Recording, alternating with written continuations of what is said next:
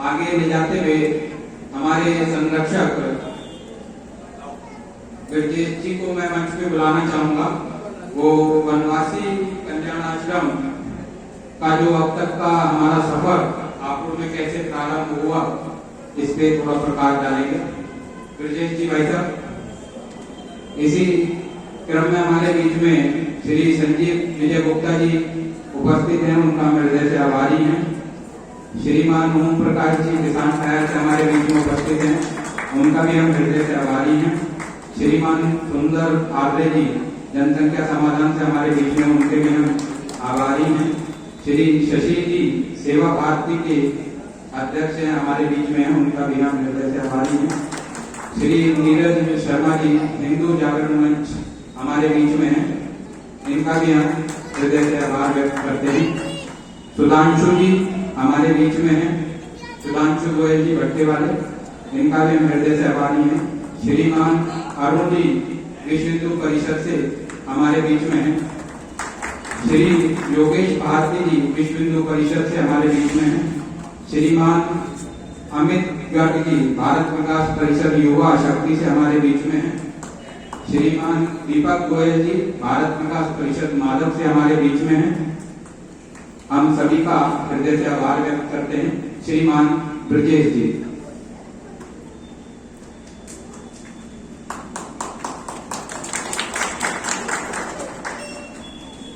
सम्मानित मंच, अति सम्मानित सदन, आज बड़ा सौभाग्य से हम वनवासी कला संघ के माध्यम से आज एक ऐसे महामानव का जन्मोत्सव मना रहे हैं। अगर यदि प्रारंभिक कड़ी में थोड़ा सा विचार कर रहे हैं, भगवान श्री राम का प्रकटोत्सव 9 तारीख क्यों मनाई जाती है? वो 8 तारीख हो सकती है, 7 तारीख हो सकती है, लेकिन आपने विचार किया और 9 की गुणा करेंगे तो 9 ही आएगा। 9 दिन 18, 9 27, तो अंतर 9 ही आएगा। तो वास्तव में भगवान राम अपने आप पूर्ण थे और उन्होंने एक सिद्ध किया ये धरती पर स्थान लेके कि जो अपूर्णता है उस मानव की पूर्णता को उन्होंने पूर्ण किया। जैसे पिता पुत्र का संबंध, माता पिता का संबंध, गुरु का संबंध, राज्य व्यवस्था कैसे चले, तो उनका ही कभी एक विचार नहीं था कि मैं राजा बनूं। अक्सर होता मैं राजा बनूंगा ये ठीक कर दूंगा, मैं राजा बनूंगा ये ठीक कर दूंगा। एक राज्य व्यवस्था को ठीक करने का उनका प्रयास था कि राजा कैसा हो, और ये सब चीजें कहां से होगी? समाज से। तो उसने जब कैकेयी ने 14 वर्ष का वनवास मांगा तो पूरे राज्य में मायूसी छा गई, लेकिन भगवान राम ने दिनों बड़ी प्रसन्नता दी कि मुझे एक अवसर मिला उस विषय को पूर्ण करने का, एक मानव को पूर्ण करने का। तो 14 साल में उस समाज को के माध्यम से पूर्ण करूंगा। लेकिन वो समाज जिन्होंने धर्म की स्थापना करी, उस समाज को आधार लेकर भगवान श्री राम ने, और आज वो समाज इतना पिछड़ गया कि वो शिक्षा से भी मानता, अपने आर्थिक संकटों में वो समाज गुजरेगा जिसका लाभ यहाँ के विदेशियों ने धर्म परिवर्तन के नाम, सेवा के आधार में धर्म परिवर्तन के नाम से किया। संघ का विचार हुआ इसमें और वनवासी क्रांति की स्थापना हुई। और सौभाग्य का हमारे नगर के अंदर भी रामनवमी पे संग्रह होता था। शुरू में सागा में आदत की जब नगर कार्य था तो कलश के माध्यम से रामनवमी कर सकते थे और ये कलेक्शन होता था समर्पण के आधार पर। उन्हीं दिनों पूरी ने तिलकराज जी वहां महाराज को हमारे बीच में आते थे और सिंपल बड़ी संवेदना के साथ कि मेरा परिवार, मेरे बच्चे बहुत देरी अवस्था में है, तो बड़ा पिंच होता था। तो विचार आया कि समाज के बीच में जाने, तो उसी को आधार लेकर 1992 में समिति बनाई, कुछ लोगों का साथ लेकर समाज में जाना शुरू किया और उसका एक अपना एक स्थायित्व मंच बन जाए, लोगों को अनुभूति हो कि हमारा मंच है। तो पाक्षिक मिलन का कार्यक्रम होना शुरू हुआ। उसका रूप इतना अच्छा निकल आया कि मातृमंडल में मतलब परिवार से हमारा संगठन जुड़ गया। खाना पीना भोजन आदि सब चीज होती थी बड़े जोर शोर के साथ। उसी दौरान एक खुशी का समाचार मिला आप सभी के लिए। हमारे मध्य में श्रीमान राकेश त्यागी जो डॉक्टर थे, उन्होंने घोषणा की कि मैं 2 साल बनवाई क्षेत्र में सेवा करना चाहता हूँ। तो समाज के सहयोग से बहुत धूमधाम से उनका विदाई कार्यक्रम हुआ आजमन मंदिर में। और ये जो ज्योति जी का प्रयास था, ज्योति समर प्रयास से हमने प्रचारित थे। फिर उसके बाद अपना ये आइटम का सानिध्य में रही हमारे मध्य में श्रीमान ढांचे जी उपस्थित है। 3 साल का मार्च से मिला, हमारे जिला प्रचारक थे और उसमें नगर कार्य था। ये बड़ी खुशी का विषय था। अभी जो बाजी वादन हुआ ना, दे दो, जो बाजी वादन हुआ है, भाई साहब बाजरी के प्रमुख रहे। मैंने भी भाई साहब से बाजरी सीखी। जब मैं ओडीसी करने गया था तो मैंने भी, मेरा भी सब बाजरी का था। तो उसके बाद सन 2005 में भाई साहब को जब हम समाचार मिला कि भाई साहब को बनवाई क्षेत्र में जिम्मेदारी दी गई है, तो मन बड़ा गदगद हुआ कि भाई अब अपना हाथों जो है, अपने हाथों में कानूनी प्रक्रिया खड़ी होगी। सब उत्साह आया कि झांसी की हमारे मध्य के बनवाई क्षेत्र का पूरा क्षेत्र में कार्य से बांधे। तो उसी कड़ी में फिर आगे यात्रा चलती रही। 1906 में फिर संघ के नेतृत्व में विचार समय नगर कारण था। विचार आया कि ये नववर्ष मेला होता है। ये बहुत से लोग जानते हैं, केवल ये जानते हैं नवरात्रि, इसके अलावा कोई जानता नहीं था। तो क्यों नहीं कौन मेला लगाया जाए। तो विचार आया तुलाराम की धर्मशाला कर लो, गिटारा की धर्मशाला कर लो। हमें तो बात चली एक समय में, नहीं इतने छोटे कार्यक्रम कर रहे हैं तो समाज में जाएगा संदेश, समाज में यही संदेश जाएगा कि बहुत बड़े स्तर पर करें। बोले इतनी संख्या कौन जुटा लेगा, नहीं ये कोई बड़ी बात नहीं, संख्या तो जुटा लेंगे। तो विचार हुआ कि 1.25 लाख रुपए का खर्चा आएगा अगर कूपन के माध्यम से कलेक्शन करें, क्योंकि इस समय 50 रुपए के बहुत ज्यादा थे आम समाज के आधार पर कि 50 रुपए का कूपन होगा, 2500 कूपन हमारे बिकेंगे। जो हमारी ये कार्यक्रम सफल होगा उसकी जिम्मेदारी कौन लेगा, हमें ये भी पूरा जाएगा। सभी मंचों के बीच आधार पर हमने बात की थी। जब कूपन शब्द आगे वितरण हुआ तो मामले 1100 अटक गया। हमने 1400 कूपन कौन बांटेगा, बोले आप बांटोगे, आप ले गई है, हम संख्या दे देंगे। अब मामला सत्य हो गया। जब हाथ कर दी सब चीज हो गई तो हमने कूपन मुकली मोहल्ले क्योंकि कहीं हमारे संपर्क अच्छे, हमने बड़े लोगों ने पकड़ के आम समाज के कार्यकर्ताओं को ही पकड़ना शुरू कर दिया कि भैया काटो भी आसानी चौक है, भैया पहुंच जाएगा, कोई जानता नहीं नमस क्या है, पहली बार हो रहा बंद कैसे देगा इस नाम पे। लोगों ने भाई पसंद किया जबरदस्त। लेकिन उसके बावजूद भी इतना अच्छा रेस्पॉन्स मिला, क्योंकि मैंने हर कार्यकर्ता से ये बात पूछा था, क्योंकि क्षेत्र के थे, मैंने बात भाई ईमानदार थे, आप संपर्क कर रहे हो, आपने सूची तो बनाई होगी, तो मुझे आज से रोज पूरे हाथों में 20 लोगों से जाते हैं, सुनिए आप आए हो बोले इतने तो मैं मिल लूंगा, मैंने भी इतने तो मिलोगे तो क्या सफर होगा। लेकिन उस समय माहौल ऐसा नहीं था। एक बार उदाहरण बन जाए तो गली गली में सभी कार्यकर्ताओं को हमने ऊपर काटने शुरू किए और ये लगता था एक गली में 3 नाम लिखे, लेकिन गली में पहुंच रही 9 नाम हो गए कि ये भी है, ये भी है, ये भी है। ऊपर को बाटी अलग किनारे का बालक किया, मारी चौकर लगे 2 ऊपर घटिया साल नहीं कर सकती, लोग पसंद कर रहे हैं। हमने उसके ऊपर किया दूसरी जगह बाटी, मतलब एक कूपन बुक जो है 4 रुपए मिल गई। अंत में इतना अच्छा पड़ा भाई 77 लोग पूरी हो गई। एक मतलब संतोष आया, यहाँ भी 770 कूपन भाई कट गई। फिर हटाई ने बताई इतना बड़ा मेरा लग रहा, आप जो सामान बना रहे हो इतना अधिक बढ़ाओ, बोले इतने पैसे आप दे दो, गारंटियां दे दो। आज तक जितने मेले करें नवर्स के तुम्हारा पहली बार सुने कि इतना माल बंटवा लो, इस साल बाद तुम्हारा निकला था। लेकिन कंप्रोमाइज हुआ कुछ हटाई तो खूब जवाब होते कि भाई कितना घाटा हुआ हम दे देंगे, बाकी को पूरी त्याग करना। और वो हमारा सौभाग्य का साथ था, माननीय विजय तरीके अपने जोड़े वाले वो उसके सिलेंडर बने पहले बाबू के और ज्ञानो पार्क में वो मेला लगा। उस मेले लगने का अच्छा बड़ा हमारे सामने कि सारे फौजी आधे समय में गायब हो गए, तो इतने खत्म हो गए कि लोग धारण त्रास से कुछ तो विदा खाना को तो चेहरे में चमक आ गई कि तो भाई हमारा कार्यक्रम इतना सफल गया। अगली बार पूरी फौज जवाब जब आती है तो चेहरे में चमकती है, भाई तो दूल्हा बना कर आएंगे। अगली बार देखा वो भी खत्म हो गया। और अगली बार तो स्थिति हो गई कि संख्या की इतना मारी मारेगी कि आपका आगे लगा लिया तो पहला दिन रात 7 जगह नहीं कि जगह बदलनी पड़ी। आप इंटर कॉलेज किया, उसके बाद एसएस इंटर कॉलेज किया, डिग्री कॉलेज। ये हमारा नंबर मिला से बनवासी कलांतर को एक अच्छी सफलता मिली।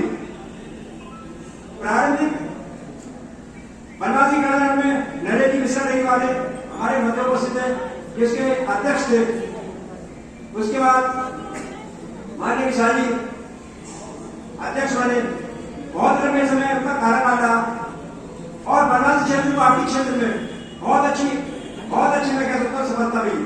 एकदम हमारा ग्राफ आर्थिक क्षेत्र में पहुंचा। उसके बाद फिर पंकज वृंदा ज्वेलर्स वाले बने।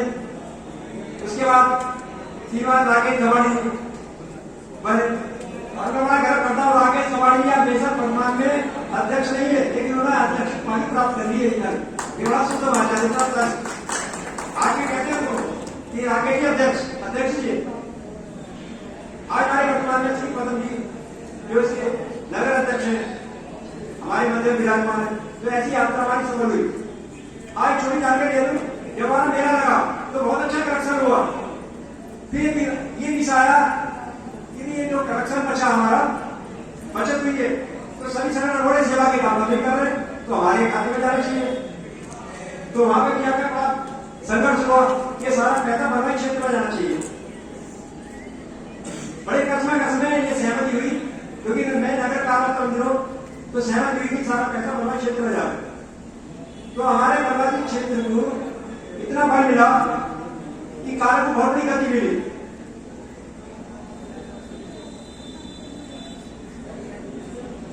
उसी यात्रा में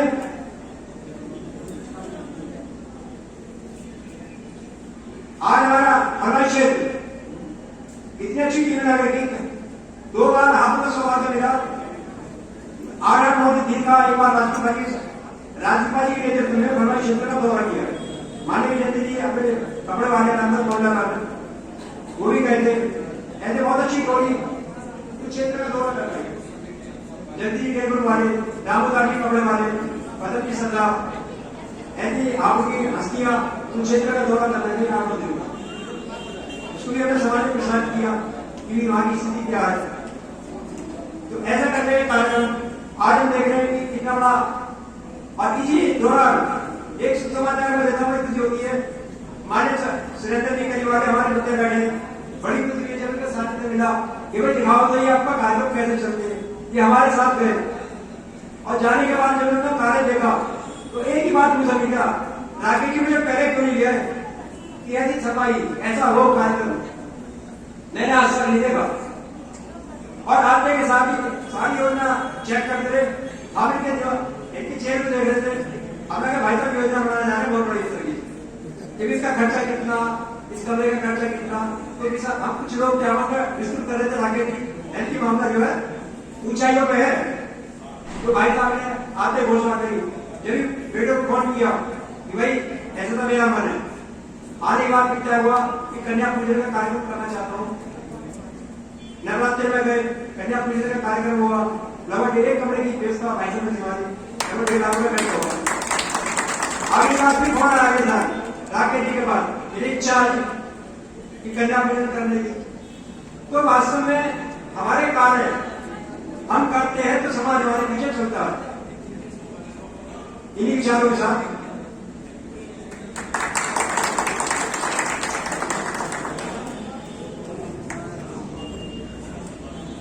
बहुत बढ़िया तरीके से आपने अपना पूरा विषय जो बनवासी कल्याण आश्रम का सफर हापुड़ में शुरू हुआ भाई साहब ने रखा और पुरानी यादें जो है एकदम सब सामने आ गई।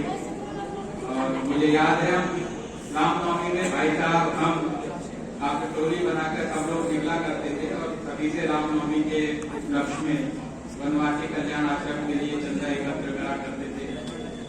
एक अच्छा सहयोग जाता था। उस समय तिलक नाथ जी भाई साहब रुद्रपुर केंद्र को पूरा देखा करते थे और हमारे पास में ही जो है पेड़ा है, वहाँ से भी रामानंद जी भाई साहब को अपना पूरा समय वहाँ पे दिया करते थे, समय समय पे आते जाते रहते।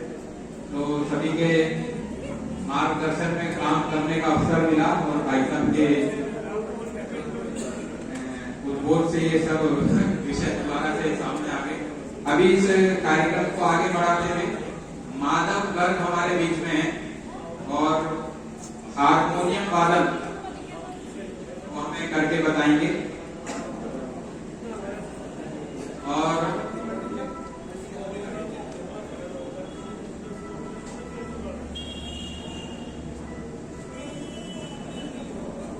जोरदार तालियों से हम माधव जी का उत्साहवर्धन करते हैं। बड़ी छोटी सी उम्र में हारमोनियम बजाना एक बड़ा कार्य है। हमारे बीच में श्री ओम प्रकाश जी सेवा भारती से हैं, हम उनका हृदय से आभार व्यक्त करते हैं। श्रीमान तालियों से जोरदार स्वागत।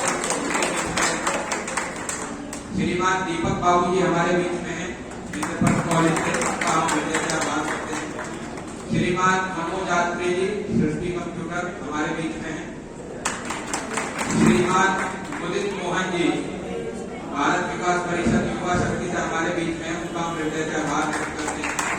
श्रीमान मनोज अग्रवाल जी क्रीड़ा भारती कार्यकारिणी सदस्य हमारे बीच में, उनका हम हृदय से आभार व्यक्त करते हैं।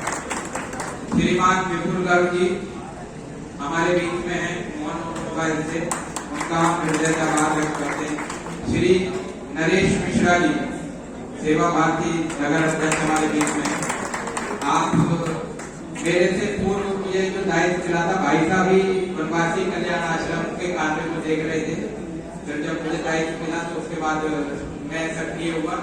उस समय मुझे याद है भाई साहब का एक कैंटर चलता था स्टेपिंग स्टोन के नाम से, और सबका सहयोग और आज कार्य करते करते 92-93 की बात है और आज 2022 के अंदर 30 साल का सफर वनवासी कल्याण आश्रम ने हापुड़ के नगर से पूरा करा है। सब लोग यहाँ फिर एकत्र हुए हैं भगवान बिरसा मुंडा के जन्म उत्सव के उपलक्ष्य में। सुभाष त्यागी जी हमारे बीच में सेवा भारती से।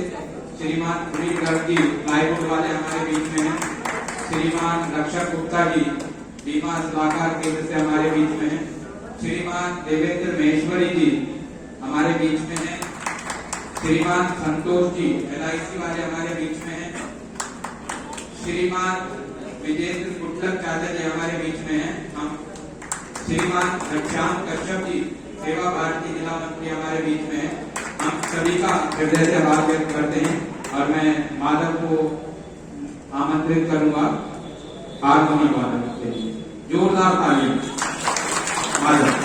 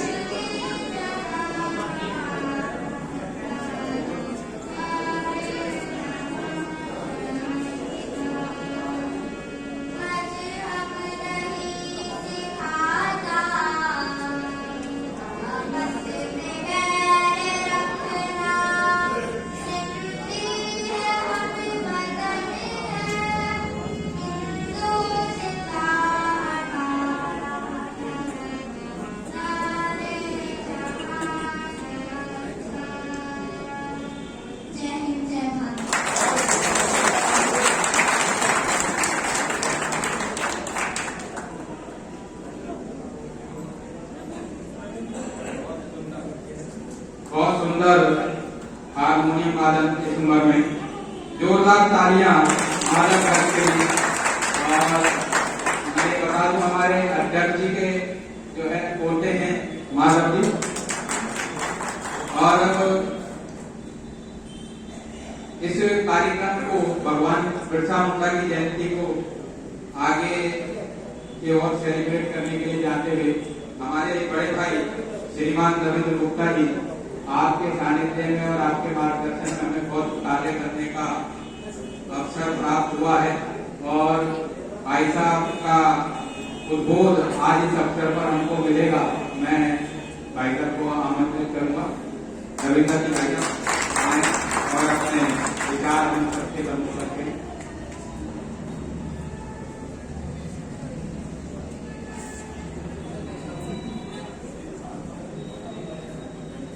विश्वास मानिए।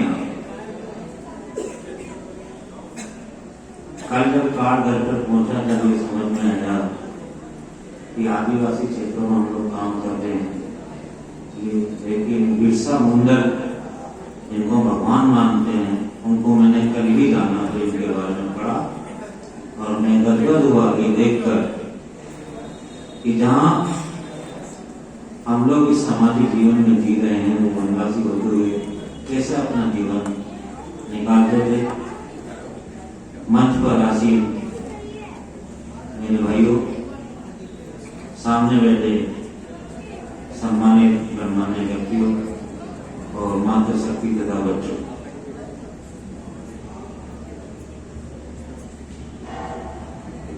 इस देश में लगभग 12 करोड़ लोग वनों के अंदर रहते हैं, जो इस देश की जनसंख्या का 9% आज है। और 9% ही जब देश आजाद हुआ था तब है। हम लोग पढ़ रहे हो, लिख रहे हो, कितना ही हमने पढ़ाई कर ली हो,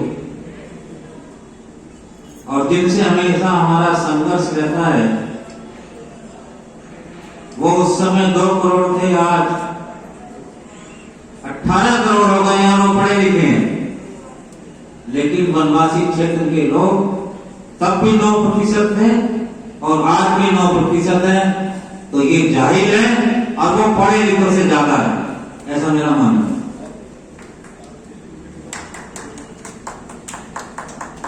राम वन गए और बन गए, राम बन गए और बन गए। संघ बन गया और 12 करोड़ देशवासी जो इस देश के लोग हैं वनवासी, उनकी चिंता करने में लग गया, क्योंकि भगवान श्री राम का आशीर्वाद आरएसएस को मिला हुआ।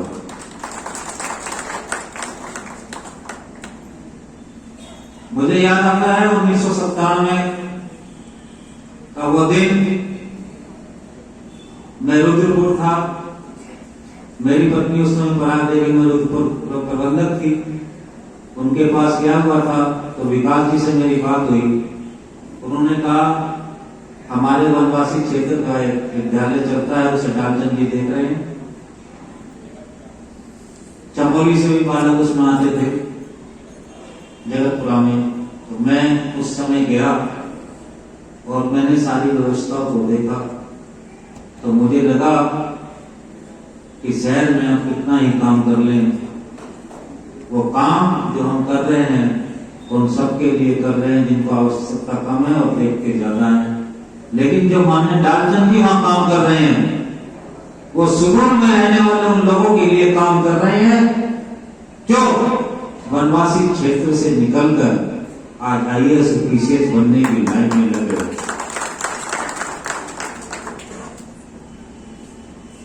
मंच पर विराजमान है द्वापर में कृष्ण की रक्षा करने वाले कृष्णनाथ महाराज जी, गैया का शौक रखते थे, और हमारे मनोज अग्रवाल जी भी आज 2100 गायों की देखभाल गौशाला के माध्यम से करते हैं। मैं उनको बहुत बहुत साधुवाद देता हूँ। हापुड़ की सिद्धपीठ है चंडी मंदिर।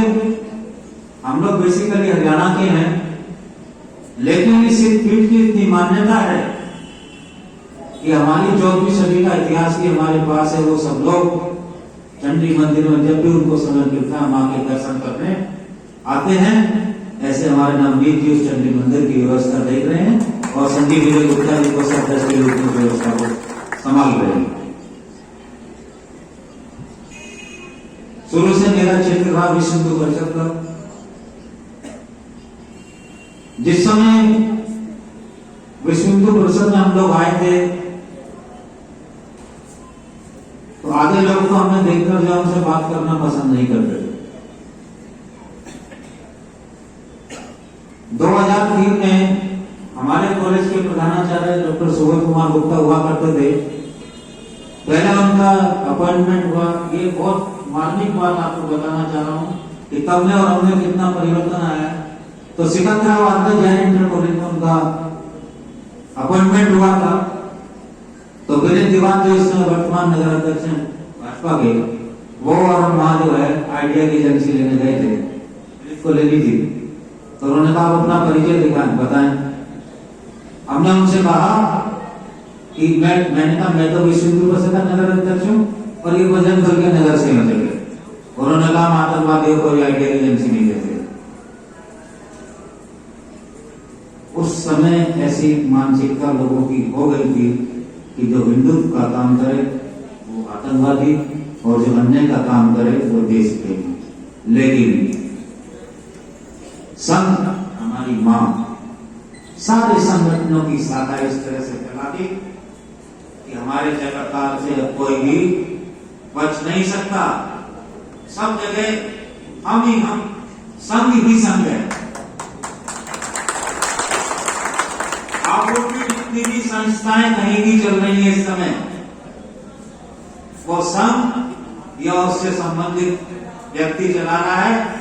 ये संघ की संतुष्टि के साथ प्रमाणिकता कि संघ का व्यक्ति हापुड़ की सभी संस्थाओं को चला रहा है। मैं इस समय नाम तो नहीं लूंगा, लेकिन जब मैं रामलीला का वर्तमान में प्रधान हूं तो मैं एक शहर के मोर्चे व्यक्ति के यहाँ गया। मैंने कहा मुझे रामलीला का सहयोग चाहिए। मैं बोले हम आपको सहयोग नहीं दे सकते। मैंने कहा क्यों नहीं दे सकते? मैं बोले आपने सब शहर की सारी संस्थाओं को कब्जा कर रखा। मैंने कहा ये आपकी इच्छा है, आप देना चाहे ना देना चाहे, हम मांगने जरूर आते रहेंगे। तो हमने कहा हम कब्जे लायक बने इसलिए हमने कब्जा करा। और हमने कब्जा इसलिए करा कि अपना घर नहीं देखते, उन 12 करोड़ वनवासियों को भी देखते हैं जिनको इस देश की सरकार ने कभी देखा नहीं।